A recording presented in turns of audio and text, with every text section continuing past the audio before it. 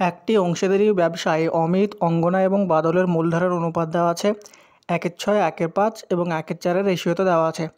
বছরের শেষে ব্যবসায় যদি মোট লাভ 3,700 টাকা হয় তাহলে বাদলের লভ্যাংশ কত হবে? তো এখানে আমরা জানি যে অংশীদারি কারবারে যে লভ্যাংশটা পাই সেটা তাদের মূলধনের সাথে অনুপাতের সাথে সমান হয়। তো এখানে আমাদের মূলধনের যে অনুপাত সেটা দেওয়া আছে 1/6 অনুপাত 1/5 অনুপাত 1/4।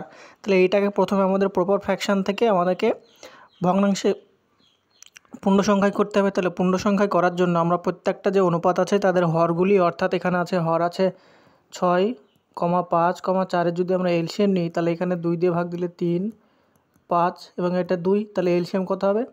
এলসিএম হবে 3 2 6 আর 5 2 10, তার মানে হচ্ছে 60।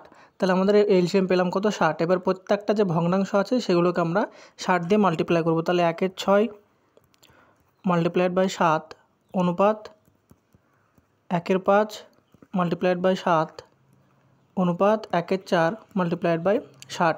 এবার দেখো তাহলে অনুপাতটা কত পাবো? 60কে যদি 6 দিয়ে কাটি তাহলে এখানে আমরা পাবো 10, 5 দিয়ে কাটলে পাবো 12 এবং 4 দিয়ে কাটলে পাবো কত? 15। তাহলে এই 10, 12 এবং 15 যেটা পেলাম সেটা হচ্ছে আমাদের অমিত, অঙ্গনা এবং বাদলের যে মূলধনের অনুপাত সেটা পেয়েছি। এবার বলেছে এখানে বাদলের লভ্যাংশ কত হবে? বাদলের লভ্যাংশ আমাদের অনুপাতে কত আছে? 15 ইউনিট আছে। তাহলে 15 ইউনিট টোটাল কত ইউনিটের মধ্যে আছে? 15 এবং 12 হচ্ছে 27 আর 10 হচ্ছে 37। তাহলে 15 ইউনিটের মধ্যে টোটাল 37 ইউনিটের মধ্যে 15 ইউনিট হচ্ছে বাদলের লভ্যাংশ।